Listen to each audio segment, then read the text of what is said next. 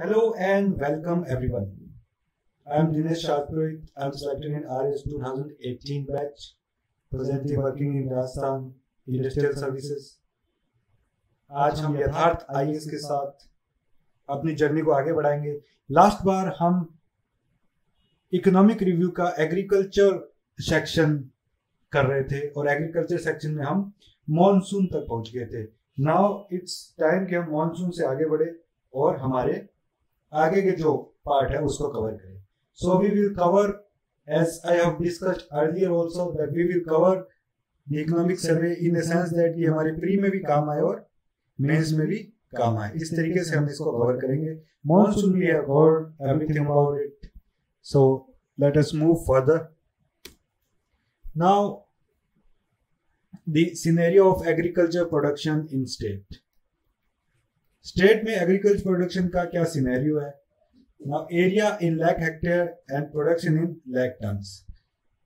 What we have to remember exactly is the production. ये expected, ये advance में जो प्रोडक्शन है ये इसका डेटा दिया रहता है, दैट इज एक्सपेक्टेड भी कह सकते हैं कि 2021-22 में expected the production of cereals, pulses and the both cereals and pulses cumulatively form the food grains.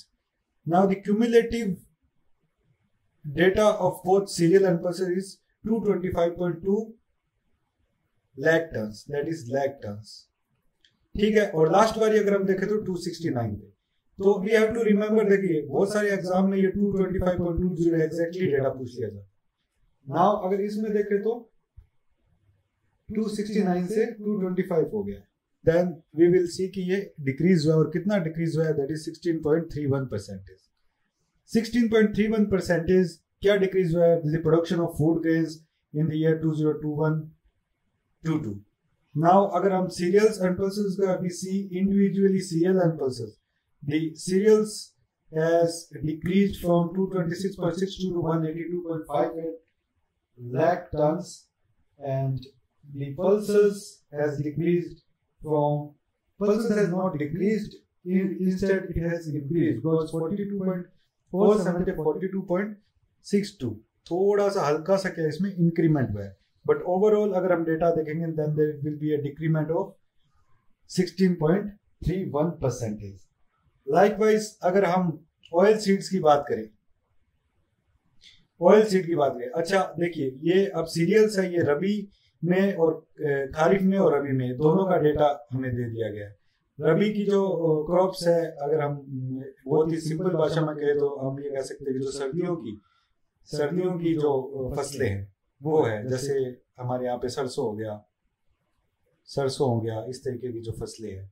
Mainly oil seeds रबी में आते हैं, काफी ऑयल सीड खारिफ में भी आते हैं, पर मेनली ऑयल सीड जो है वो रबी में आते हैं।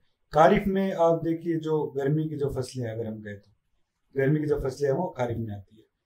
नाउ अगर ऑयल सीड की हम बात करें तो ये 79.57 लाख टन से अब हो गया 92.04 लाख टन। तो हम देख सकते हैं इसके एक इंक्रीमेंट हुआ है एंड दिस इंक्रीमेंट इज 15.67%।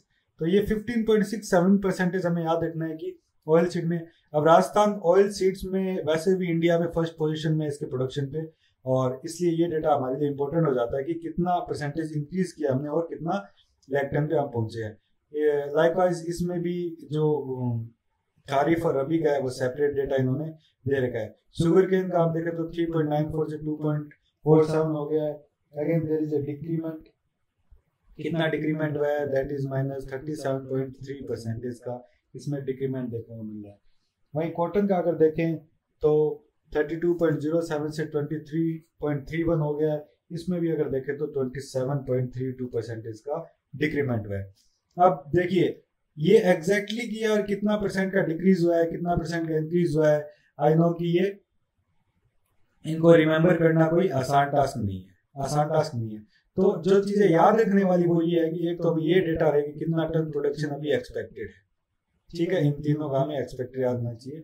और ये जो परसेंटेज है एटलीस्ट वी शुड रिमेम्बर कि किसमें इंक्रीज हुआ है, किसमें डिक्रीज हुआ है। इंक्रीज तो आई थिंक ये ऑयल सीड्स वाइज हुआ है, बाकी सब में डिक्रीज हुआ है। सो अगर कुछ ऐसा एलिमिनेशन का क्वेश्चन आए तो we will able to eliminate the options. Now major crops of agroclimatic zones की हम बात करेंगे।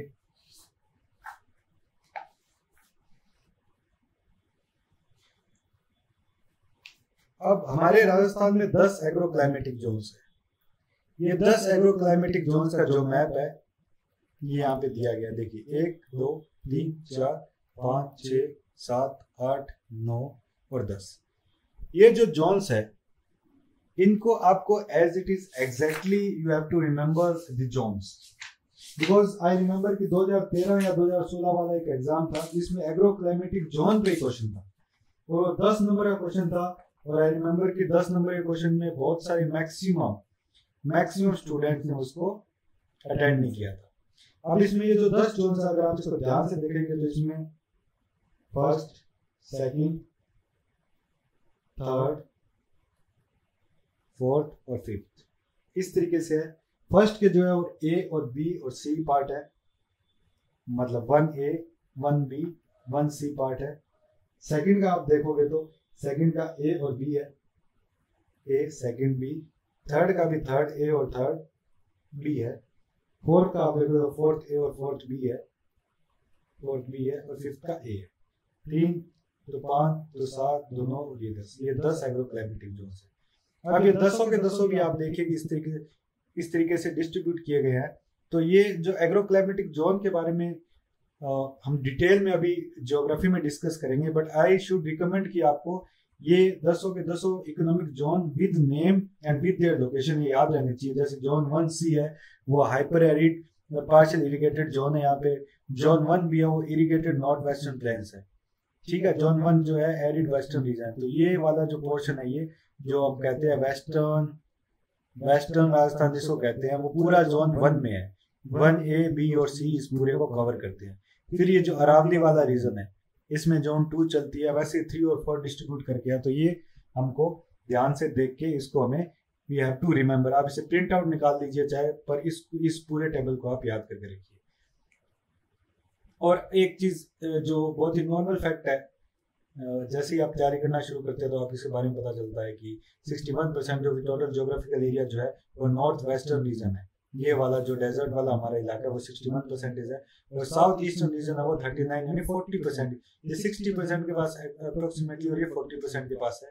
और ये 10 एग्रोक्लाइमेटिक जोन्स में डिवाइडेड है, वो मैंने आपको बता दिया है। कुछ इंपॉर्टेंट चीजें जो मैं आपको बताना चाहता हूँ, ठीक है। कुछ इंपॉर्टेंट चीजें, राजस्थान किन किन क्रॉप्स में फर्स्ट है, किस में सेकंड पोजीशन रखता है और किस में थर्ड पोजीशन रखता है। ये डेटा हमारे लिए इंपॉर्टेंट है बिकॉज ये हमारे मेंस में भी काम आता है और प्री में भी they can ask very directly कि कौन सी क्रॉप में हम फर्स्ट है। आप देखिए बाजरा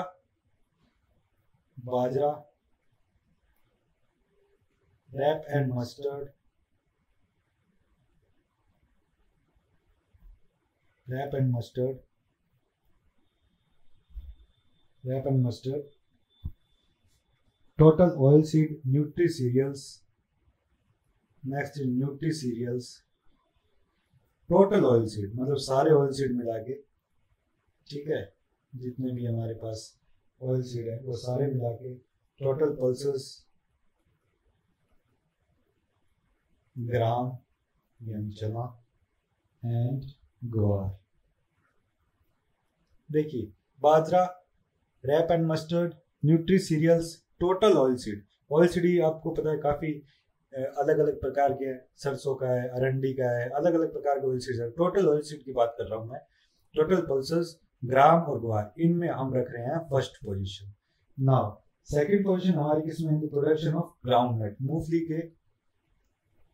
मूंगफली में हमारी पोजीशन जो है वो सेकंड है। और थर्ड पोजीशन हम रखते हैं सोयाबीन में हमारी थर्ड पोजीशन है, ग्राउंडनट में सेकंड है और इन सब में हमारी फर्स्ट पोजीशन है। अभी हम रिमेंबर की किसमें हमारी फर्स्ट पोजीशन है और कौन से जो एरिया है 10 एग्रोक्लाइमेटिक जोन्स है। डिटेल में जब हम डिस्कस करेंगे तब हम ये भी डिस्कस करेंगे कि कौन से क्लाइमेटिक जोन में कौन सी जो क्रॉप है वो सूटेबल रहती है। Now we will discuss the major schemes and programs implemented by agriculture department. कुछ बेसिक स्कीम्स है डिपार्टमेंट जो चला रहा है ताकि एग्रीकल्चर हमारा थोड़ा सिस्टमेटिक हो जाए, सस्टेनेबल हो जाए, थोड़ा एडवांस हो जाए। तो एक एक करके हम जो स्कीम है उनको डिटेल्स में भी देखेंगे, एक्चुअली एक ब्रीफ आइडिया लेंगे कि किस तरीके से वो इम्प्लीमेंट हो रही है और उसका जो बेसिक ऑब्जेक्टिव क्या है और मेन उसके प्रावधान क्या है, क्या उससे लाभ मिल रहे हैं। इतना ही हमारे काम का है, सर्वे में भी इतना ही बताया गया है और इस पे हम रिसर्च नहीं करेंगे, because if they will ask question, they will ask very directly about the objective, about the department or the information given in this PPT. They will not ask anything beyond what I am telling you. So let us start from one by one. मुख्यमंत्री बीज स्वावलंबन जो योजना है तो सबसे पहली department की चलाई जा रही है। बीज स्वावलंबन के नाम से हमें पता चल रहा है कि कुछ जो बीज है, सीड है, उसमें स्वावलंबन का मतलब सेल्फ रिलायंट। तो सीड्स में हमें सेल्फ रिलायंट होने की कोई स्कीम हो सकती है, इस ये नाम से हमें पता चल रहा है। नाउ विल सी कि main objective of the scheme is to promote the production of quality seeds by farmers on their own fields. So basically जो हमने आइडिया लगाया वो हमारा आइडिया सही है कि क्वालिटी सीड्स का प्रोडक्शन करने का, जो प्रमोशन करने का कार्य है वो स्कीम के द्वारा किया जा रहा है। नाउ 10 के 10 एग्रो क्लाइमेटिक जोन्स जो है उनमें ये जो स्कीम है इम्प्लीमेंट की जा रही है। So this is very basic scheme, seed पे काम कर रही है सरकार और 10 के 10 एग्रो क्लाइमेटिक जोन की अगर हम इजीली अगर आसान भाषा में कहें तो पूरे स्टेट में ये इम्प्लीमेंट हो रही है। Now the training of women, 1 day training दी जा रही है, 1 डे ट्रेनिंग दी जा रही है और वीमेन ऑर्गेनाइज पंचायत, ग्राम पंचायत लेवल पे हो रही है, उनको 3000 रुपए असिस्टेंट दिए जा रहे हैं फॉर 30 वीमेन फार्मर्स। तो ये एक बेसिक ट्रेनिंग प्रोग्राम है जो बेसिक हमें जो ध्यान रखने की जो जरूरत है वो ये है कि ये ग्राम पंचायत लेवल पे हो रही है, कोई अर्बन बॉडीज में और इस सब में ये नहीं है। और 1 दिन की ट्रेनिंग है, 1 दिन की ट्रेनिंग करने के साथ साथ आपको 3000 रुपए का फाइनेंशियल असिस्टेंस भी दिया जाता है, particularly to the women section. So women को इस सेक्शन में डेवलप करने के लिए एग्रीकल्चर में और सेल्फ रिलायंट बनाने के लिए स्कीम है। Now the incentive to girls education in agriculture education. So इसमें क्या है कि गर्ल्स को एजुकेशन एक्वायर करने के लिए, उसमें और आगे बढ़ने के लिए डिपार्टमेंट के द्वारा फाइनेंशियल असिस्टेंस दी जाती है। और ये एक बेसिक कुछ असिस्टेंस है जो एग्जाम पॉइंट ऑफ व्यू से आई डोंट थिंक कि ये इतना ज्यादा इंपॉर्टेंट है, बट हाँ मेंस में अगर if you are able to remember all this data and if you put all this data in your answer sheet, it will be very effective in your exams. Now 5,000 rupees per girl per year for secondary education. One more important point is this कि इसमें agriculture में अगर आप education ले रहे हैं तो ये स्कीम आपके लिए आपके लिए एप्लीकेबल है। जैसे आपने 12वीं में एग्रीकल्चर ले रखी है तो वो भी गर्ल्स स्टूडेंट्स के लिए तो 5,000 रुपए सरकार की तरफ दिए जाते हैं। अगर आप BSc MSc कर रहे हैं तो 12,000 रुपए मिलेंगे। उसके बाद अगर आप PhD कर रहे हैं तो आपको 15,000 मिलेंगे। सीधा आप ऐसे याद रखिए, 5, 12 और 15। अगर 12वीं कर रहे हैं तो 5,000, 12,000 मिलेंगे आपको डिग्री कर रहे हैं तो, और 15,000 मिलेंगे PhD कर रहे हैं तो। और ये भी एग्रीकल्चर सेक्शन में, and then this will do in for girls. ये 2-3 चीजें जो आपको हमें याद रखने की जरूरत है। सीड मिनी किट प्रोवाइड की जा रही है। 4.1 hectare area seed are provided to popularise the newly released varieties of different crops. अब देखिए जो छोटे और मार्जिनल स्मॉल भी नहीं कहूंगा मैं, मार्जिनल फार्मर्स है, उनके लिए ये बहुत अच्छी स्कीम चलाई जा रही है जिसमें मिनी सीड किट्स प्रोवाइड की जाती है, ताकि क्या है कि जो डिफरेंट क्रॉप्स के जो सीड्स है वो पॉपुलराइज हो और रिलीज हो, ताकि फार्मर्स उनको अडॉप्ट करे और जो एग्रीकल्चर लैंड है उसमें वेरिएबिलिटी आए, या मैं कहूं वर्सेटिलिटी आए, वर्सेटाइल हो जाए, वर्सेटिलिटी आए, उसमें डाइवर्सिटी आए। कोई भी शब्द आप यूज कर सकते हैं कि उसमें एक डिफरेंशिएशन हो कि भाई हाँ हर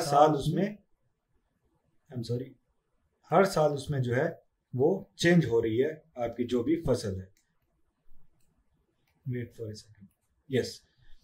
So very basic scheme. Now micronutrient mini kit. अब इसमें जो माइक्रोन्यूट्रिएंट्स, ये देखिए माइक्रोन्यूट्रिएंट किस लिए यूज किया गया, ये किया गया सोइल के लिए। सोइल को जो माइक्रोन्यूट्रिएंट्स चाहिए उनकी सप्लाई देने के लिए मिनी किट प्रोवाइड की जाती है। इस तरीके की मिनी किट होती है, मिक्स माइक्रोन्यूट्रिएंट्स, ठीक है। अब in order to increase the productivity, very good. Productivity कैसे रहेगी, प्रोडक्टिविटी रहेगी केजी पर हेक्टेयर के हिसाब से, ठीक है।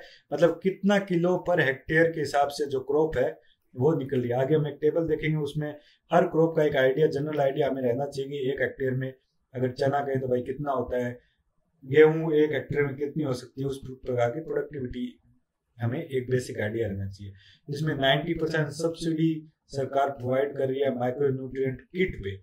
और माइक्रोन्यूट्रिएंट किट से क्या क्या फायदे हैं अगर आप देखेंगे तो सॉइल हेल्थ जो है, सॉइल हेल्थ इंक्रीज हो जाएगी, प्रोडक्टिविटी इंक्रीज हो जाएगी, nutrients in soil, soil nutrients increase हो जाएंगे, ठीक है।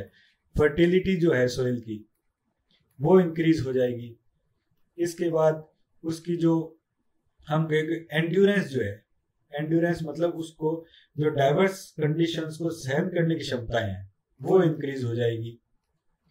सस्टेनेबिलिटी है वो इंक्रीज हो जाएगी। तो काफी ओवरऑल जो पैरामीटर्स है वो काफी अच्छी तरीके से सॉइल के इन आई वुड से कि इंक्रीज हो जाएंगे। इंक्रीज नहीं कहते, इनहैंस हो जाएंगे। इनहैंस होने के बाद जो प्रोडक्टिविटी में उसका आउटपुट दिखेगा, then we will be able to say कि माइक्रोन्यूट्रिएंट्स का रिलेवेंस क्या है। Very relevant, very relevant. Now zero budget natural farming, ZBNF, ये इसकी शॉर्ट फॉर्म जो है ये काफी पॉपुलर है, ठीक है। नाउ ये 2019-20 में अनाउंस की गई थी और इसके लिए एक जो आई वुड से कि स्लोगन टाइप का और एक मेन स्टेटमेंट टाइप का जो प्रमोट करने के लिए रखा गया था वो रखा गया था, खेती में जान तो सशक्त किसान। ये इसका स्लोगन कह सकते हैं आप इसका, या मोटो कह सकते हैं। ये इसका मोटो रखा गया था कि खेती में जान तो सशक्त किसान। इसमें natural farming was initially implemented in 3 जिलों में। इसको आई वुड से कि पायलट प्रोजेक्ट के रूप में चलाया गया था। अब ये 15 जिलों में चल रही है, ठीक है। तो आपने को ये याद रहना चाहिए 15 जिलों में अभी चल रही है और पायलट प्रोजेक्ट के रूप में इसको आप ऐसे याद रखने हैं, BST या BTS ऐसे याद रख लीजिए, ठीक है। यानी बांसवाड़ा, सिरोही और टोंक, बांसवाड़ा और सिरोही और टोंक में एज ए पायलट प्रोजेक्ट इसको चलाया गया था। अब ये जो जीरो बजट नेचुरल फार्मिंग है इसके 4 पिलर्स होते हैं, ठीक है। ये जीव मूर्था या जीव मित्रा भी कहते हैं इसको कभी कभी, बीज मित्रा, आच्छादना और वापसा। अब ये चारों किस तरीके से इनको डिस्क्राइब करके, हम जब एग्रीकल्चर का आपने ज्योग्राफी में एग्रीकल्चर पढ़ेंगे तो इसमें इसको चारों को हम डिटेल में पढ़ेंगे किस तरीके से जीरो बजट नेचुरल फार्मिंग करी जाती है। अगर बेसिकली एक लाइन में आपको बताऊंगा तो इसमें जो पेस्टिसाइड्स है, फर्टिलाइजर्स और पेस्टिसाइड्स जो केमिकली हम लेके आते हैं उनकी कॉस्ट को एकदम रिड्यूस कर दिया जाता है और नेचुरल या ऑर्गेनिक पेस्टिसाइड्स हम यूज करते हैं, या फिर हम वीड्स यूज करते हैं, या फिर हम जो केंचुए हैं, अर्थवॉर्म्स है, उनके द्वारा फार्मिंग की जाती है, जिसमें जो फार्मिंग है वो नेचुरल भी हो, ऑर्गेनिक भी हो, पेस्टिसाइड फ्री भी हो और बजट फ्री से कि कैपिटल फ्री भी हो, इतना ज्यादा उसमें पैसा ना लगे। तो ये मॉडल को काफी ज्यादा प्रमोट किया जा रहा है ताकि जो फार्मर्स की इनकम है वो पैसा उसमें ऐड हो सके, उसको डबल किया जा सके। Now national food security mission, NFSM इसकी शॉर्ट फॉर्म है। NFSM में भी अगर हम देखें तो काफी अलग अलग तरीके से NFSM यहाँ पे चल रहे हैं। जैसे वीट का अलग चल रहा है, पल्सेस का अलग चल रहा है, सीरियल्स का अलग चल रहा है, कोर सीरियल्स का अलग चल रहा है, इसके बाद में न्यूट्री सीरियल्स का अलग चल रहा है। ऐसे करके अलग अलग नेशनल फूड सिक्योरिटी मिशन चल रहे हैं। तो हमारे सर्वे में जो इम्पोर्टेंट डेटा ले गया है वो यही है कि ये अलग अलग जो फूड सिक्योरिटी मिशन है ये कितने जिलों में, कितने डिस्ट्रिक्ट्स में ये चल रहे हैं, क्योंकि ये सब अलग अलग जो पर्टिकुलर क्रॉप वाइज है वो अलग अलग डिस्ट्रिक्ट्स में चल रहे हैं। अगर वीट और पल्सेस वाले नेशनल फूड सिक्योरिटी मिशन की बात करें तो ये सबसे पॉपुलर है। अगर नेशनल फूड सिक्योरिटी मिशन की वैसे ही बात करेंगे तो वीट और पल्सेस ही वीट और पल्सेस ये आई वुड से कि डिफॉल्ट है, वीट और पल्सेस को मान के चलते हैं। अगर मैं आपको कहूँ कि नेशनल फूड सिक्योरिटी मिशन में क्या प्रॉब्लम्स आ रही है, तो वीट और पल्सेस की बात होती है नॉर्मली। ये 2007-8 में, ये 98 में नहीं है सॉरी, 2007-8 में इसको शुरू किया गया था। फंडिंग पैटर्न 60-40 का, 60% इसमें गवर्नमेंट ऑफ इंडिया देती है और ये स्टेट गवर्नमेंट और राजस्थान गवर्नमेंट देगी। नाउ वीट और पल्सेस ये सब जिलों में जो है अभी इम्प्लीमेंट किया जा रहा है। आई एम सॉरी, जो वीट है, वीट जो है ये 14 जिलों में, ये 14 डिस्ट्रिक्ट में किया जा रहा है, और जो पल्सेस है ये सब जिलों में किया जा रहा है, ऑल इन ऑल डिस्ट्रिक्ट्स। तो ये हमें ये दोनों चीजें जो फैक्ट है, we should remember this. Now coarse cereals की अगर बात करें, कोर्स सीरियल जो मोटे अनाज जिसको हम कहते हैं, जैसे बाजरा हो गया, मक्का हो गया, इस तरीके के जो मोटे अनाज है वो 5 जिलों में अभी चलाए जा रहे हैं। उसी तरीके से अगर बारले की बात करें हम, तो वो 7 जिलों में चलाए जा रहे हैं, 7 जिलों में चलाया जा रहा है। न्यूट्री सीरियल्स की बात करें तो राजस्थान में 2018 में काफी लेट शुरू किया गया राजस्थान में ये न्यूट्री सीरियल्स वाला, और 10 जिलों में ये ज्वार के लिए चलाया जा रहा है और 21 जिलों में ये बाजरा के लिए चलाया जा रहा है। एनाफेसम ऑयल सीड्स एंड टीबीओस, और ये 60-40 रेशियो, इसका भी 60-40 रेशियो के हिसाब से उसी हिसाब से चलता है, और ये भी 60-40 के हिसाब से है। और ये कितने डिस्ट्रिक्ट में चलाया जा रहा है, this information is not given in survey, और we need not to exactly find information, it is not as per my knowledge, it not as much relevant, because हमारे लिए जो रिलेवेंट है वो वीट सीरियल, बाजरा और ये न्यूट्री सीरियल वाला, ये इंपॉर्टेंट डेटा है। अगर मैं इसको समराइज करूं एक जगह पर, अगर मैं इसको करना चाहूं तो देखिए, अगर मैं यहां पे इसको करना चाहूं तो wait a minute,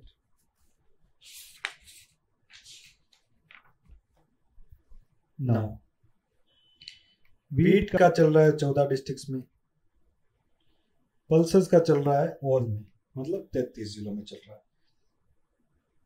course serials का चल रहा है 5 जिलों में। कोर्स सीरियल में, अच्छा कोर्स सीरियल में मेज का, मैं इसमें करेक्शन कर दूं, मेज का चल रहा है 5 जिलों में, और जो बारले है, बारले का चल रहा है 7 जिलों में। कोर्स का भी जो है वो दोनों का अलग अलग देके बता दिया है, बारले का चल रहा है 7 जिलों में, सॉरी बारले, कोर्स में मेज का, ठीक है, कोर्स में बारले का इतना है। नाउ न्यूट्री सीरियल्स का चल रहा है, ये भी 2 में डिवाइड किया गया, 10 में चल रहा है ज्वार का और 21 में चल रहा है बाजरा का। सो ये डेटा ऐसा हमें एक टेबल बना लेना है, हमें नोट कर लेना है डायरी में या जहां पे भी आप नोट कर रहे हैं। वीट का 14 में, पल्सेस का ऑल में, कोर्स में भी 2 कैटेगरी डिवाइड की गई है, मेज का 5 में और बारले का 7 में। ना न्यूट्री सीरियल्स को भी 2 में डिवाइड किया गया है, ज्वार का 10 जिलों में और बाजरा 21 जिलों में। एग्जैक्टली इतनी इन्फॉर्मेशन हमें चाहिए, इसके अलावा इसमें हमें कुछ नहीं याद करने की जरूरत है। Now national food security mission, अच्छा ये थोड़ा मैं करेक्ट कर दूं कि नेशनल फूड सिक्योरिटी मिशन का अब हमारा टॉपिक जो है वो यहाँ पे कंप्लीट हो चुका है। इसके बाद हम इसको नामेट, हालांकि इसका NMA नमाइट हो गया, पर मैं इसको नामेट करके याद करता था क्योंकि ये क्या नामेट के हिसाब से जो इसका एब्रिविएशन है वो थोड़ा जल्दी याद हो जाता है। ये क्या है भाई साहब नाम नहीं, ये क्या है NMET, ये है national mission of agriculture extension and technology. अब देखिए नाम से इसमें पता चल रहा है एग्रीकल्चर का एक्सटेंशन करना है, मतलब उसका विस्तारीकरण करना है, उसको और बढ़ाना है, और टेक्नोलॉजी, उसमें टेक्नोलॉजी का अपग्रेडेशन करना है। ये जो मिशन है ये भी 60-40 के फंड पे चलता है, 60-40 के रेशियो पे चलता है। गवर्नमेंट ऑफ इंडिया का 60 और गवर्नमेंट ऑफ राजस्थान का 40, ठीक है। अब इसके बाद ये जो मिशन है, ये इसके 4 सब मिशन चलते हैं, 4 सब मिशन, 4 सब मिशन चलते हैं। इसके कौन कौन से चलते हैं देखिए, ये मैं सब मिशन ऐसा लिखता हूँ इसका यहाँ पे, ठीक है। Sub mission on agriculture extension चलता है इसका, ठीक है। Sub mission on seed and planting material, seed and planting material. Sub mission on agriculture mechanisation, agriculture mechanisation, ठीक है। Sub mission on e governance, plan in agriculture. ये 4 सब mission इस मिशन के अंदर चलते हैं। कौन कौन से एक बार फिर देख लेते हैं। सब मिशन ऑन, देखिए एक तो ये एक्सटेंशन पे है तो सीधा एक्सटेंशन नाम पे सब मिशन ऑन एग्री एक्सटेंशन। दूसरा है सीड एंड प्लांटिंग मटेरियल के बारे में।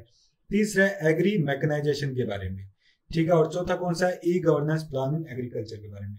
ये सब मिशन के नाम से अगर हम देखें तो हमें पता चल रहा है कि भाई एग्री एक्सटेंशन, सीड और प्लांटिंग मटेरियल की हम बात करेंगे, मैकेनाइजेशन की बात करेंगे, ई गवर्नेंस की बात करेंगे, तभी जो है एग्रीकल्चर का एक्सटेंशन जो है वो पॉसिबल है। इसका multi dimensional overview, multi dimensional approach हमें लेनी पड़ेगी अगर एग्रीकल्चर एक्सटेंशन की हमें बात करनी है तो।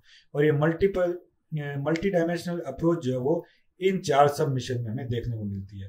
Now national mission on sustainable agriculture, ये नेशनल मिशन ऑन सस्टेनेबल जो एग्रीकल्चर है इसके भी 4 सब मिशन है, 4 सब मिशन है। अब इसके जो 4 सब मिशन है वो कौन कौन से हैं, देखिए rain fade area development RFAD, ठीक है, ये पहला सब मिशन है। दूसरा soil health management and soil health card, इसका दूसरा मिशन है। तीसरा इसका है परंपरागत कृषि या ऑर्गेनिक फार्मिंग ही कह सकते हैं अपने इसको, विकास योजना। And the fourth is agro forestry, सब मिशन ऑफ एग्रो फॉरेस्ट। अब ये आपको डिफरेंशिएट करके रखना है कि ये जो 4 सब मिशन है वो सस्टेनेबल एग्रीकल्चर नेशनल मिशन के हैं और ये जो 4 सब मिशन है वो नेशनल मिशन और एग्रीकल्चर एक्सटेंशन एंड टेक्नोलॉजी के हैं। अब ये तो 4 सब मिशन है, 2 मिशन है, इनके अगर प्री के हिसाब से देखो तो आई वुड से कि इतना इंपॉर्टेंट ना हो, पर मेंस के हिसाब से ये बहुत इंपॉर्टेंट है। अब प्री के हिसाब से भी इंपॉर्टेंस इसलिए रखता है क्योंकि अगर एक ऐसा क्वेश्चन आ गया national mission on agriculture extension and technology में कौन सा सब मिशन नहीं है, तो 3 इसमें से दे देंगे और 1 इसका दे देंगे, तो ये काफी कंफ्यूजिंग है। तो ये आपको एज इट इज याद करना, आप नोट कर लीजिए चाहे कहीं पे, आपको एज इट इज इस डेटा को याद करके रखना है कि इन दोनों के 4 सब मिशन है।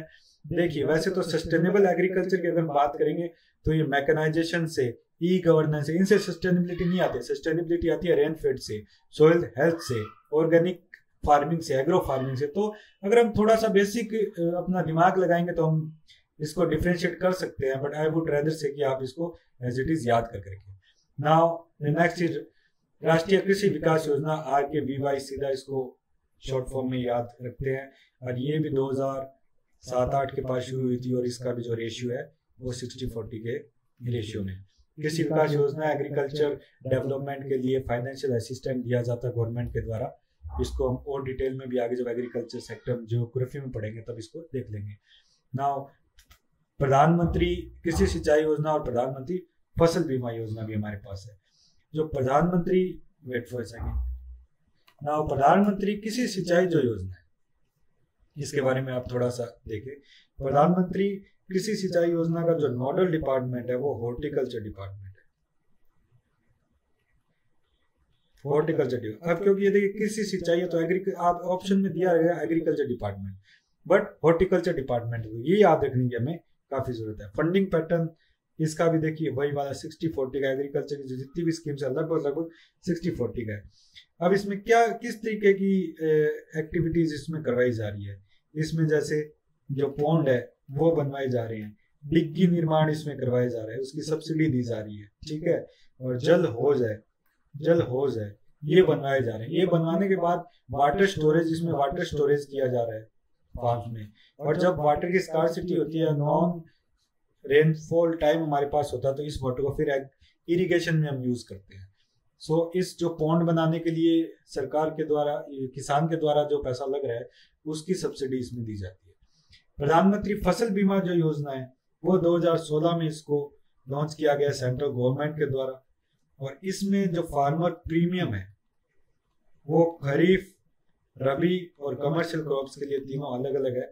इसमें खरीफ के लिए 2% है, रबी के लिए 1.5% है और जो कमर्शियल क्रॉप्स है उसके लिए 5% है। तो ये जो फार्मर प्रीमियम है एग्रीकल्चर कृषि बीमा योजना के अंतर्गत, ये आपको एज इट इज याद रहनी चाहिए क्योंकि बहुत सारे एग्जाम्स में ये है वो एग्जैक्टली पूछा गया है कि खरीफ का 2%, रबी का 1.5% और कमर्शियल क्रॉप्स का 5% है। ठीक है,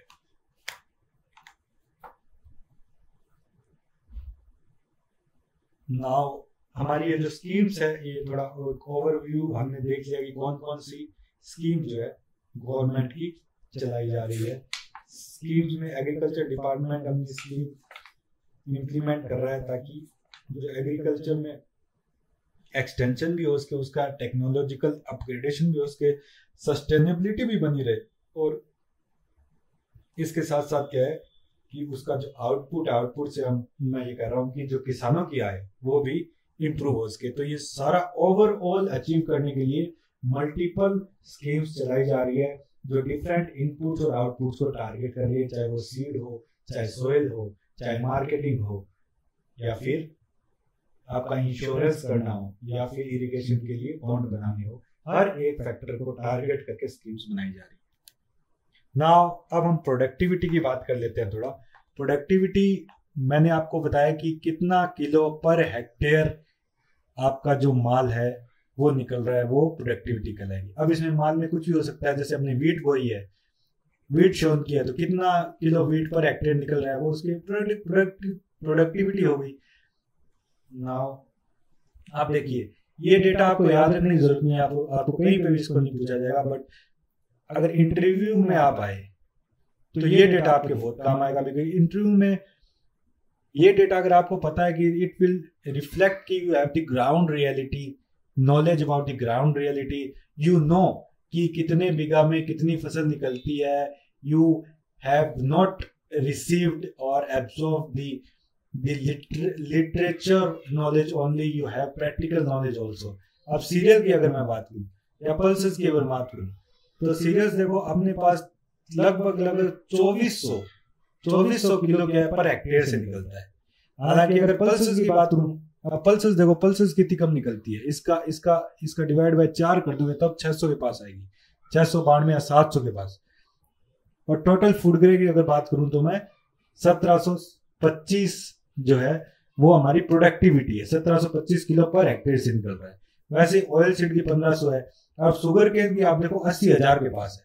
अब आपसे पूछते हैं कि यार अच्छा बताओ शुगर केन की प्रोडक्टिविटी कितनी है, और आप बोल रहे यार कि 2000 किलो पर हेक्टेयर के हिसाब से निकलती है, तो ये हंसी वाली बात हो जाएगी कि 80,000 किलो की प्रोडक्टिविटी है, और आप 80,000 किलो की प्रोडक्टिविटी है और आप आइडिया मारो कि यार 60-70 के हजार के पास है, तो it seem very realistic, because आपको थोड़ा नॉलेज है। अब कॉटन हमें पता है कि कॉटन एक बेसिक आइडिया से हम बात करें, कॉटन हमें पता है काफी हल्का होता है, तो काफी एरिया में अगर हम उसको अगर क्रॉप शॉन करेंगे और फिर उसको मेजर भी करेंगे तो उसका जो वेट ऑब्वियसली शुगर केन जितना नहीं होगा। तो अब देखो इसका 775 के पास है। ग्वार सीड की अगर बात करें तो 458 के पास है। तो ये जो बेसिक डेटा है वो बेसिक अपने याद रहना चाहिए भाई, ठीक है। जो फूड ग्रेन्स की है वो लगभग 2000 के पास रहती है, 1700-1800 के पास। जो शुगर केन है 80,000 किलो के पास हेक्टेयर में निकलती है। प्रोडक्टिविटी हमें पता रहनी चाहिए। अब प्रोडक्टिविटी अगर मैं आपसे अगर ये क्वेश्चन पूछूं, आप मुझे बताइए कि प्रोडक्टिविटी जो है सॉइल की वो कैसे एनहांस हो सकती है। आप पोज करके आराम से बता सकते हैं। मैं आपको अगर कॉमन सेंस से भी आंसर देने का बात करूं तो आप कह सकते प्रोडक्टिविटी कैसे होगी, रेन से होगी, या वाटर अवेलेबिलिटी अगर अच्छी होगी तो उससे होगी। अच्छा ठीक है, न्यूट्रिएंट से होगी, अगर न्यूट्रिएंट्स रिच सॉइल होगी, यानी जो हम बात करें कि मिनी किट आपने प्रोवाइड की है, या सॉइल हेल्थ आपने अच्छी रखी है, सॉइल हेल्थ आपने अच्छी रखी है, तो आपकी प्रोडक्टिविटी अच्छी होगी। अच्छा, और किससे होगी, और क्वालिटी ऑफ सीड, आपके सीड की क्वालिटी अगर अच्छी है, बहुत अच्छी क्वालिटी का सीड आपने वहाँ यूज किया, तो आपकी प्रोडक्टिविटी कैसी रहेगी, बहुत अच्छी रहेगी। और अच्छा, और क्या रहेगी, now the type of topography या लैंड आपकी किस प्रकार की है, या सॉइल किस प्रकार की है, ब्लैक सॉइल है, येलो सॉइल है, लैंड कौन सी है, हिली लैंड है, डेजर्ट लैंड है, उस हिसाब से आपकी प्रोडक्टिविटी वैरी करेगी। So productivity is depending upon the various factors, जिनमें ये तो जो आपने डिस्कस किए मेन फैक्टर्स है, उसके अलावा भी बहुत सारे फैक्टर्स हैं। वहाँ पे इरोजन कितना है, ठीक है, वहाँ पे एवरेज रेनफॉल कितनी है, वहाँ की सॉइल का पीएच कितना है, और भी वेरियस फैक्टर्स है, but these are basic factors. Now अब हमने स्कीम्स देख ली और इसके बाद प्रोडक्टिविटी का भी थोड़ा आइडिया ले लिया। अब हम हॉर्टिकल्चर के बारे में बात करेंगे कि हॉर्टिकल्चर जो सेक्टर है हमारा, वो किस तरीके से डेवलप हो रहा है, क्योंकि अब हॉर्टिकल्चर जो सेक्टर है वो डेवलप हो रहा है। अगर मैं आपसे पूछूं ये डेवलप क्यों हो रहा है, ऐसा क्या रीजन है, तो आप थोड़ा सोचोगे तो आपको भी पता चल जाएगा कि इसकी जो इनकम है, इसके जो प्रोडक्ट्स की इनकम है वो एग्री प्रोडक्ट से तो अच्छी है। जैसे इसमें आप फ्लावर्स उगा रहे हैं, फ्लावर्स उगा रहे हैं, फ्रूट्स उगा रहे हैं, और इसको अगर आप मार्केट में कर रहे हो और इंस्टेड की आपने वीट उगाया है और वो अगर मार्केट में सप्लाई करे तो इनके दाम आपको अच्छे मिलेंगे, पहली थिंग। दूसरी, इनकी जो फूड प्रोसेसिंग सेक्टर जो है उसमें इनकी जो वाइबिलिटी है वो एक अच्छी वाइबिलिटी है। फूड पार्क्स बन रहे हैं, फूड प्रोसेसिंग पार्क्स बन रहे हैं, इनकी काफी अच्छी अच्छी स्कीम्स की चल रही है। तो उसकी एज ए इनपुट में ये जो हॉर्टिकल्चर प्रोडक्ट्स है वो अच्छी तरीके से अपना रोल प्ले कर रहे हैं। 2021-22 में 571.40 करोड़ का बजट प्रपोज किया गया है हॉर्टिकल्चर सेक्टर के लिए। नेशनल हॉर्टिकल्चर मिशन चलाया जा रहा है पूरे इंडिया लेवल पे, सेंट्रल गवर्नमेंट द्वारा चलाया जा रहा है, और राजस्थान में इसके 24 जिले जो है वो सिलेक्टेड है जिसमें नेशनल हॉर्टिकल्चर मिशन इम्प्लीमेंट किया जा रहा है। Now wait for a second.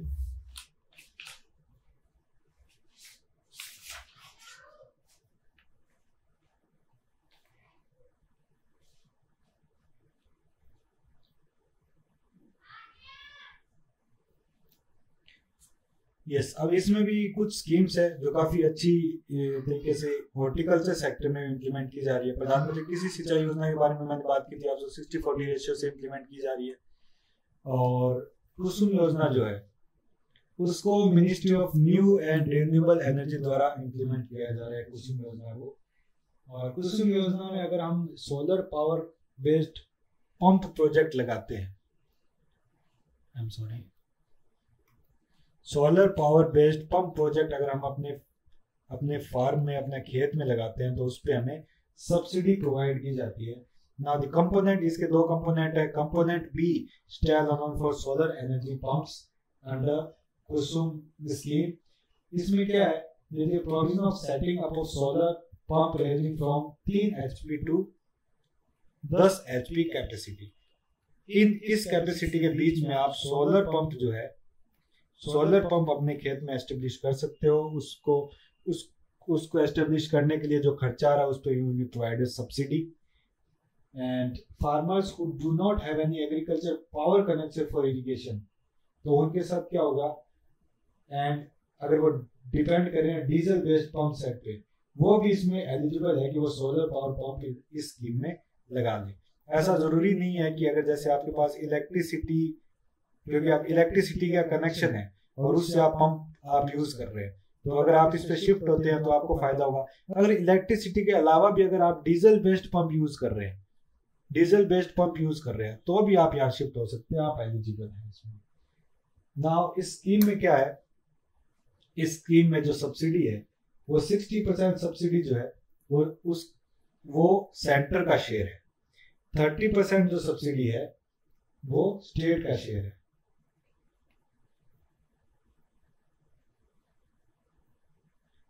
अच्छा, इसमें थोड़ा सा इसमें करेक्शन करना चाहूंगा। टोटल जो है वो हमारे पास 60% है, इसमें से 30% सेंटर की है और 30% स्टेट की है।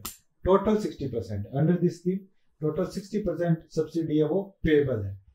और अगर मैं बात करूं 2021-22 की, तो हमने यहाँ पे 13,880 सोलर पावर पंप सेट किए, सोलर पावर पंप्स हमने इंस्टॉल कर चुके हैं। अब ये इतना इंपॉर्टेंट क्यों है, बिकॉज मुझे याद है कि एक एग्जाम में हमने कितनी एलईडी लाइट्स, एक स्कीम के अंदर कितनी एलईडी लाइट इंस्टॉल की है, ये सीधा पूछ लिया था, एग्जैक्ट इसका न्यूमेरिकल वैल्यू पूछ ली थी।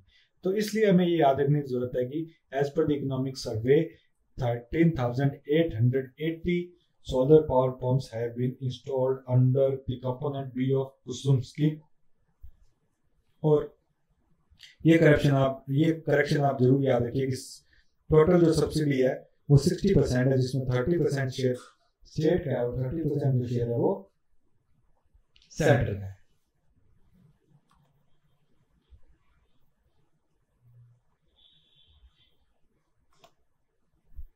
नाउ अच्छा, हॉर्टिकल्चर को जो इम्प्रूव करने के लिए, हॉर्टिकल्चर की अगर मैं बात करूं तो हॉर्टिकल्चर हमारे यहाँ पे राजस्थान में अभी डेवलपिंग स्टेज पे है। डेवलपिंग स्टेज में अगर मैं बात करूं डिस्ट्रिक्ट वाइज, तो ऊपर के जैसे हनुमानगढ़ और श्री गंगानगर डिस्ट्रिक्ट है, वो हॉर्टिकल्चर में काफी अच्छा कर रहे हैं। और साउथ ईस्टर्न प्लेन्स के जो डिस्ट्रिक्ट है जैसे झालावाड़ है, कोटा है, बारा है, ये वाले चित्तौड़ है, ये वाले डिस्ट्रिक्ट्स में काफी अच्छा कर रहे हैं। तो इनमें कैपेबिलिटी है, एक पोटेंशियल है हॉर्टिकल्चर का जो सेक्शन है उसको डेवलप करने के लिए। इसलिए स्टेट में हॉर्टिकल्चर मिशन जो है वो सेलेक्टेड डिस्ट्रिक्ट्स में चलाया जा रहा है।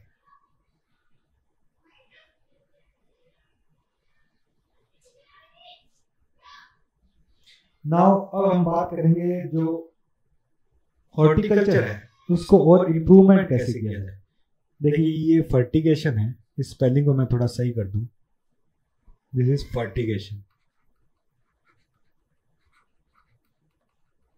Fertigation, foliar fertigation and automation.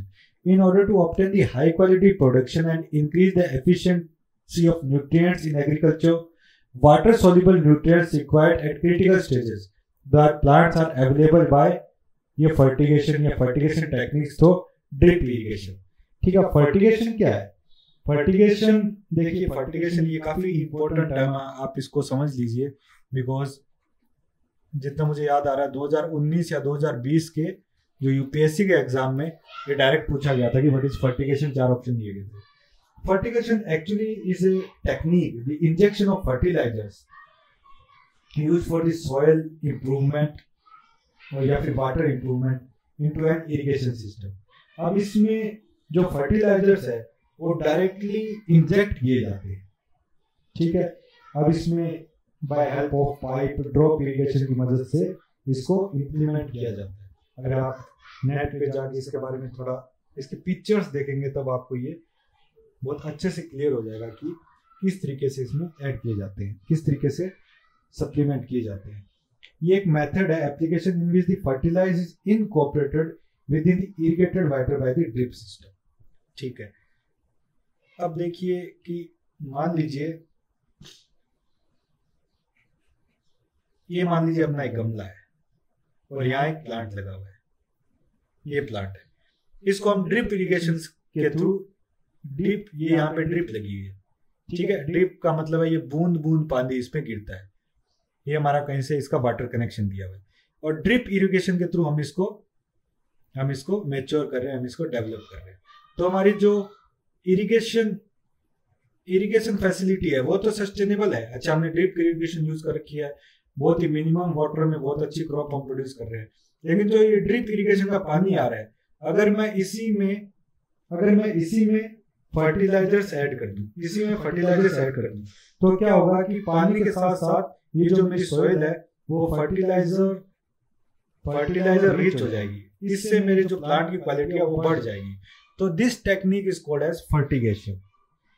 ठीक है, basically it is a method to enhance the fertilizer content of soil by injecting fertilizers in irrigated water or by means of drip irrigation। तो इस technique के थ्रू क्या है, हम इसको improve करने की कोशिश कर रहे हैं। नाउ अब हम एग्रीकल्चर मार्केटिंग के बारे में थोड़ा देखेंगे कि एग्रीकल्चर मार्केटिंग हमारे स्टेट में किस तरीके से चल रही है। क्योंकि न सिर्फ प्रोडक्शन के बाद जब मार्केटिंग की बात आएगी वो बहुत इंपॉर्टेंट है। अभी एपीएमसी मंडीज है, उसके थ्रू किसानों की जो फसल है वो मार्केट में जाती थी। नाउ जो 3 फार्मर्स बिल्स आए हैं उसमें एपीएमसी को खत्म करके फार्मर और जो बोरोवर है उन दोनों के बीच में डायरेक्ट लिंक रखने की कोशिश की गई है। तो पहले हमारा जो मॉडल था वो एपीएमसी बेस्ड मार्केटिंग मॉडल था। तो उस हिसाब से मार्केटिंग में कैसे इंसेंटिव्स हम दे रहे हैं, किस हिसाब से डेवलपमेंट्स हो रहे हैं, उसके बारे में हम देख लेंगे। नाउ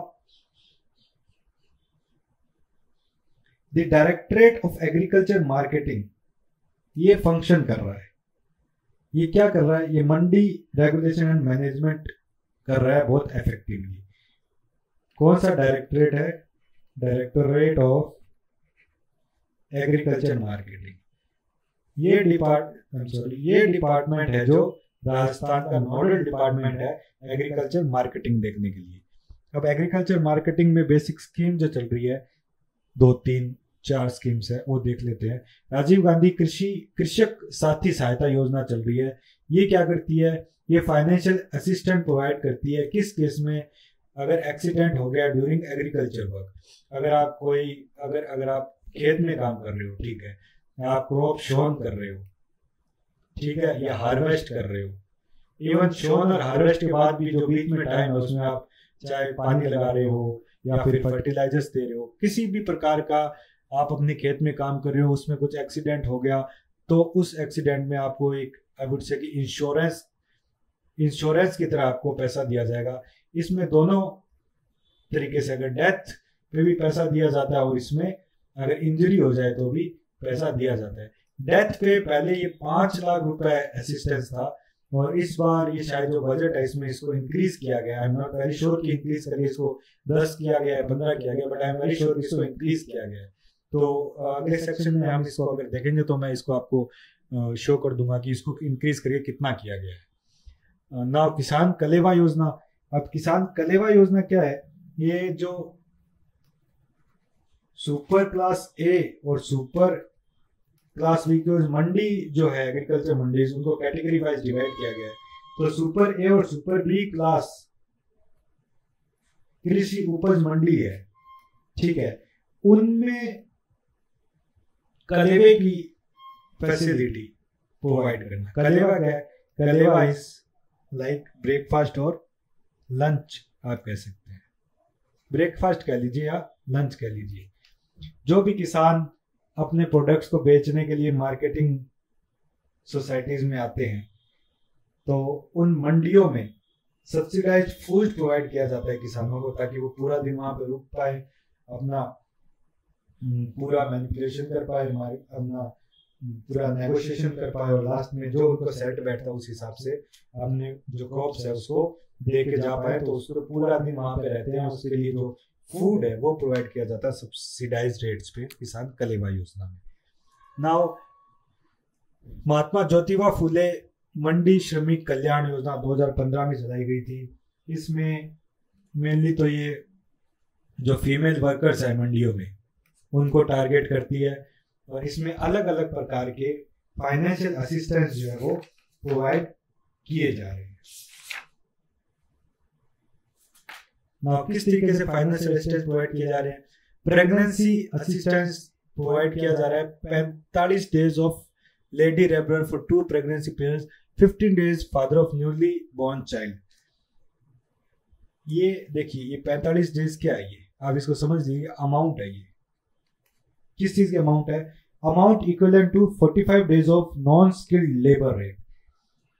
45 दिन जितना नॉन स्किल्ड लेबर काम करता है उसको जितना पैसा मिलता है उतना amount as a pregnancy assistance उसको दिया जाता है। एक बार फिर समझ लीजिए कि नॉन स्किल्ड लेबर 45 दिन तक काम करता है, उसको जितना पैसा मिलता है उतना पैसा एज प्रेगनेंसी असिस्टेंस मिलेगा जो माता है उनको। और ये भी देखिए ये भी अमाउंट है, ये डेज में नहीं है, अमाउंट में। अमाउंट कितना, amount equivalent to 15 days of non-skilled labor is also provided to father. Non skilled labour 15 दिन में जितना काम करेगा उसको जितना पैसा मिलेगा उसके इक्विवेलेंट पैसा मिलेगा फादर को भी। तो ये फादर को भी मिलता है 15 दिन के जितना पैसा और 45 के दिन के जितना पैसा मिलता है मदर को। मैरिज असिस्टेंट जो लेडी लेबरर है जो मार्केटिंग में यहाँ पे बोर्ड्स में काम करती है, उनको 50,000 रुपए मिलता है एज ए मैरिज असिस्टेंस, और वो भी अपनी 2 बेटियों के लिए, 2 डॉटर्स को लिए में इतना पैसा मिलता है। और एक चीज और है कि ये इनकी खुद की अगर शादी है तो भी 50,000 रुपए मिलेगा, और बच्चियों की शादी है तो 2 बच्चियों तो इनको 50,000 मिलेगा। ये दोनों 50,000 रुपए का अलग अलग क्राइटेरिया है। स्कॉलरशिप और मेरिट बेस्ड अवार्ड जो है सन और डॉटर ऑफ लाइसेंस लेबरर्स है जिन्होंने 60% अचीव किया है, जिन्होंने 60% और अबव मार्क्स अचीव किए हैं, उनको स्कॉलरशिप प्रोवाइड की जाती है। यहाँ पे आप देख लीजिए कि यहाँ पे इनको क्या कहेगा, स्कॉलरशिप प्रोवाइड की जाएगी जिन बच्चों ने 60% से अबव स्कोर किया है। इसी के साथ 20,000 रुपए का मेडिकल असिस्टेंस है, ठीक है, और पेरेंट लीव है to 15 days of non skilled labour it is provided for licence holder man labour. तो इस तरीके से मेडिकल हो, चाहे एजुकेशनल हो, चाहे प्रेगनेंसी हो, चाहे पेरेंट असिस्टेंस हो, तमाम तरीके के जो असिस्टेंस है वो प्रोवाइड इस स्कीम के द्वारा किए जा रहे हैं। नाउ एग्रीकल्चर मार्केटिंग बोर्ड के बारे में बात कर लेते हैं। 17 दिसंबर 2019 को बहुत ही इंपॉर्टेंट स्कीम हमारे स्टेट में चलाई गई। वेट अ सेकेंड,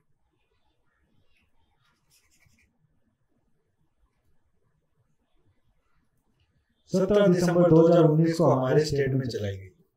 याद रखिए आप ये डेट 17 दिसंबर 2019, बिकॉज ये डेट डायरेक्टली पूछ लेते हैं बहुत सारे एग्जाम में। डेट प्री में तो ये डेट डायरेक्टली पूछ लेंगे आपसे कि राजस्थान एग्रो प्रोसेसिंग वाली जो स्कीम है वो कब चलाई गई थी, 17 दिसंबर 19, 17 दिसंबर 20, इस तरीके से। तो डेट आप जरूर याद रखिए। इसका पूरा नाम आप इसको रट लीजिए क्योंकि मेंस में लिखने बहुत काम आएगी। Rajasthan agro processing agri business agree export promotion policy है 2019 की। ये लॉन्च की गई है स्टेट में। बहुत ही अच्छी स्कीम है। अगर इसको हिंदी में आप देखेंगे तो इसका नाम है कृषि प्रसंस्करण, कृषि व्यवसाय और कृषि निर्यात प्रोत्साहन नीति 2019। क्या क्या इसके सैलेंट फीचर्स है? क्लस्टर बेस्ड अप्रोच इसमें अपनाई गई है to minimise the post harvest losses. Cluster बनाए जाएंगे फार्मर्स के क्लस्टर्स बनाए जाएंगे, उसके हिसाब से जो इसका मार्केटिंग है और इसके साथ बिजनेस है, एक्सपोर्ट है, वो सारी क्रियाएं इसको आगे बढ़ाई जाएगी। इसके बाद क्या है? Increase participation of farmers. किस अब डिफरेंट मेथड्स कृषि उपज मंडियों में अपनाए जाएंगे ताकि फार्मर्स का जो पार्टिसिपेशन है वो इंक्रीज हो सके। Now raising farmers income by involving them in value addition and supply chain directly. देखिए, फूड प्रोसेसिंग, फार्मर्स की जो इन्वॉल्वमेंट है उसको इंक्रीज करना पड़ेगा। और वैल्यू एडिशन, देखिए जो फूड प्रोसेसिंग पार्क्स है या फूड प्रोसेसिंग यूनिट्स है, अब उनमें चाहे लॉजिस्टिक्स की हेल्प दी जाए, ट्रांसपोर्ट की मदद से की जाए, चाहे कोल्ड स्टोरेज है, इनकी चेन बनाई जाए, ये तमाम तरीके हैं। एक टर्म होती है फॉरवर्ड बैकवर्ड लिंकेजेस, ये मजबूत किए जाए। इसके बारे में हम देख रहे हैं। फॉरवर्ड बैकवर्ड लिंकेजेस मतलब, या पहले बैकवर्ड लिखेंगे, बैकवर्ड फॉरवर्ड लिंकेजेस मतलब जहां से माल आ रहा है और आगे जो जाएगा, इन दोनों तरफ जो इनपुट और आउटपुट में जो स्ट्रक्चर्स, जो फंक्शंस, जो सिस्टम्स हमें चाहिए, उनको स्ट्रेंथन करने के लिए जो चीजें चाहिए, that is forward backward linkages. तो इनके माध्यम से फार्मर्स की इनकम भी और इन्वॉल्वमेंट भी इंक्रीज करना है। प्रमोट द वैल्यू एडिशन, फिर वही फूड प्रोसेसिंग के माध्यम से वैल्यू एडिशन, और फूड प्रोसेसिंग के माध्यम से जब वैल्यू एडिशन हो गया तो उसका एक्सपोर्ट करना with production advantage like cumin seed, coriander, ग्वार, फ्रेश वेजिटेबल्स। और नेक्स्ट है एम्प्लॉयमेंट जनरेशन करना। देखिए जैसे गंगानगर में किन्नू है, किन्नू एक बहुत ही हॉर्टिकल्चर प्रोडक्ट है, बहुत ही अच्छा प्रोडक्ट है। अब किन्नू अगर मार्केट में बेचेंगे और अगर सीजन के जब एकदम जनवरी का टाइम होता है, मैक्सिमम सीजन रहता है, तो 10-15 रुपए किलो के भाव से बिकता है ये, ठीक है। अब इसी किन्नू को फूड प्रोसेसिंग सेंटर में भेज दीजिए आप। फूड प्रोसेसिंग सेंटर में जाके इसके जूस बना दीजिए। जूस बनाने के बाद इसको पैकेज फूड में आप ला दीजिए। उसके बाद 1 किलो इसका जूस है वो 80, 90 या 150 रुपीज पर केजी या पर लीटर के हिसाब से जाएगा और इसको एक्सपोर्ट किया जाता है फिर बांग्लादेश में मेनली। तो ये जो साइकिल है ये हमें काफी प्रॉफिटेबल पड़ती है। तो ये जो इन्वॉल्वमेंट है और इंक्रीज इन इनकम है, ये कैसे होगा? जब हम यहाँ पे वैल्यू एडिशन करेंगे। तो ये वैल्यू एडिशन वाला पार्ट है, ये स्कीम में इसको फोकस किया गया है। अब इस स्कीम के जो फाइनेंशियल असिस्टेंस है वो कौन कौन से हैं उसके बारे में देख लेते हैं। अच्छा फार्मर्स है उनको 50% ऑफ प्रोजेक्ट कॉस्ट या फिर 100 लाख या मैं कहूँगी 1 करोड़ रुपए, इन दोनों में से जो भी कम होगा वो दिया जाएगा। मान लीजिए एक फार्मर है, उसका जो प्रोजेक्ट कॉस्ट है वो 60 लाख रुपए है, 60 लाख रुपए तो 50% मतलब 30 लाख रुपीज उसको कैपिटल सब्सिडी दी जाएगी। कैपिटल सब्सिडी का मतलब है कि 30 लाख रुपीज उसको एक साथ प्रोवाइड कर दिए जाएंगे। ये फार्मर्स के लिए, ये फार्मर्स के लिए। फार्मर के अलावा अगर और कोई एंटरप्रेन्योर्स है, ऑर्गेनाइजेशन है, तो उनको 50% का लाभ है, मतलब इससे आधा लाभ दिया गया। 50 या तो 25% है, सॉरी 25% का लाभ है या 50 लाख रुपए। यहाँ पे देखिए 50% या 100 लाख रुपए था, अब यहाँ परसेंटेज भी आधा हो गया और पैसा भी आधा हो गया 50 लाख रुपए। बिकॉज ये एंटरप्रेन्योर्स है, डायरेक्टली फार्मर्स नहीं है। फार्मर्स को इसमें सबसे ज्यादा लाभ देने का प्रोविजन रखा गया। इंटरेस्ट सब्सिडी 5% दी गई है सभी एलिजिबल बेनिफिशरीज को। किसके लिए? ताकि उनकी जो ऑपरेटिंग कॉस्ट है उसको रिड्यूस किया जा सके। और 1% एडिशनल सब्सिडी कहाँ पे दी जाएगी? अगर वो यूनिट्स और ऑर्गेनाइजेशन टीएसपी एरिया में, ट्राइबल सब प्लान में है, तो 1% एडिशनल सब्सिडी दी जाएगी। ठीक है। अब मैक्सिमम जो इंटरेस्ट सब्सिडी दी जा रही है उसकी मैक्सिमम लिमिट कितनी हो सकती है? 100 लाख हो सकती है, हमने बात कर चुके हैं। इसके बाद जो फ्राइड सब्सिडी है वो 10 से 15 लाख रुपए फ्राइड सब्सिडी पर एनम दिया जाएगा। फ्राइड सब्सिडी मतलब आप जो माल पहुंचा रहे हो उसका जो भाड़ा किराया लग रहा है उसमें भी आपको सब्सिडी प्रोवाइड की जाएगी। इसके बाद to support the quality produce and to tap export market subsidy of एनम for a longer period of 5 years। ठीक है। क्वालिटी प्रोड्यूस को और एक्सपोर्ट मार्केट को टैप करने के लिए 20 lakh rupees per annum for a period of 20 years दी जाएगी। देखिए ये 20 लाख रुपीज यहाँ पे मेंशन करना भूल गए हैं। 20 लाख रुपीज कब तक दिए जाएंगे? फॉर ए पीरियड ऑफ 5 साल तक आपको प्रोवाइड किए जाएंगे। मतलब ये प्रोवाइड नहीं किए जाएंगे, सब्सिडी के रूप में आपको दिए जाएंगे। 20 lakh rupees subsidy per annum कितने साल तक? 5 साल तक आपको प्रोवाइड की जाएगी। इसके साथ ही एक और चीज है वो मैं आपको बता देता हूं यहाँ पे, इलेक्ट्रिसिटी टैरिफ सब्सिडी। ये भी इस योजना में दी जाती है। कितनी दी जाती है? ये दी जाती है ₹1 पर ₹1 पर किलोवाट आवर पे, ₹1 पर किलोवाट आवर। ठीक है। ₹1 पर किलोवाट आवर पे की जाती है। और मैक्सिमम कितनी है? Maximum 2 lakh per annum. ये प्रोविजन है इसका। इलेक्ट्रिसिटी टैरिफ सब्सिडी है वो आपको प्रोवाइड की जाएगी। कितनी प्रोवाइड की जाएगी? ₹1 पर किलोवाट आवर पे, पर मैक्सिमम 2 लाख रुपए आपको मिलेंगे। अगर आपको 1 लाख रुपया पर किलोवाट के हिसाब से अगर आपके 5 लाख रुपए बन गए तो नहीं, आपको मैक्सिमम 2 लाख रुपए दिए जाएंगे। तो ये जो इसके प्रोविजन है ये आपको याद रखने चाहिए, क्योंकि ये प्री के हिसाब से बहुत इंपॉर्टेंट है, मेंस के हिसाब से बहुत इंपॉर्टेंट है। क्योंकि ये जो पॉलिसी है ये बहुत ही इंपॉर्टेंट पॉलिसी है। इसकी मॉनिटरिंग डिस्ट्रिक्ट लेवल पे, संभाग डिवीजन लेवल पे और स्टेट लेवल पे बहुत ही इफेक्टिवली की जा रही है। चीफ सेक्रेटरी मैडम के द्वारा या फिर चीफ मिनिस्टर साहब द्वारा भी इसको बहुत ही इसका data time to time monitor किया जा रहा है। तो फार्मर के लिए 50% या 100 लाख, अदर एंटरप्रेन्योर्स के लिए 25% या 50 लाख, इंटरेस्ट सब्सिडी 5%, 1% एडिशनल इन TSP areas, fried subsidy 10 lakh से 15 लाख, और एक्सपोर्ट को और मौजूद बनाने के लिए 20 लाख रुपए पर एनम 5 साल के लिए। और इलेक्ट्रिसिटी जो टैरिफ है वो ₹1 पर किलोवाट आवर है, और अब मैक्सिमम है ये 2 लाख पर एनम है। ये याद रखना चाहिए।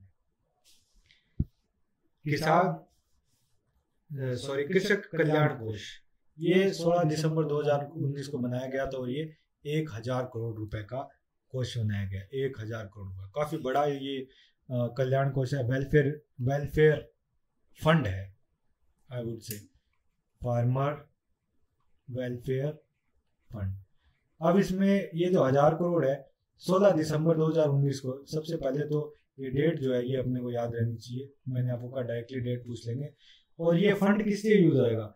एग्रीकल्चर इनपुट्स में सब्सिडी प्रोवाइड करने के लिए, एग्रीकल्चर को और मैकेनाइज करने के लिए, और एग्रीकल्चर सेक्टर में क्वालिटी प्रोडक्शन करने के लिए, प्रोडक्टिविटी बढ़ाने के लिए जो जो चीज की जरूरत है, उन चीज में सब्सिडी प्रोवाइड करने के लिए, कैपिटल सब्सिडी प्रोवाइड करने के लिए, financial assistant to the farmer provide करने के लिए, या डायरेक्टली फॉर लोन प्रोवाइड करने के लिए, किसी भी तरीके से इस कोष को यूज किया जा सकता है। 1000 करोड़ रुपए का ये जो है फंड बनाया गया है।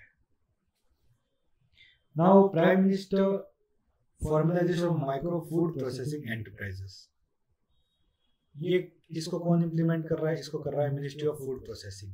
और राजस्थान में कौन कर रहा है? Rajasthan state agriculture marketing board इसको इंप्लीमेंट कर रहा है।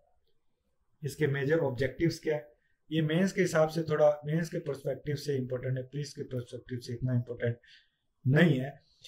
So increase access to credit, ठीक है, ज्यादा से ज्यादा पैसा जो है वो किसानों के पास पहुंच जाए, इसीलिए इसको इंप्लीमेंट किया जा रहा है। कैसे पहुंचेगा? By existing micro processing enterprise and FPOs.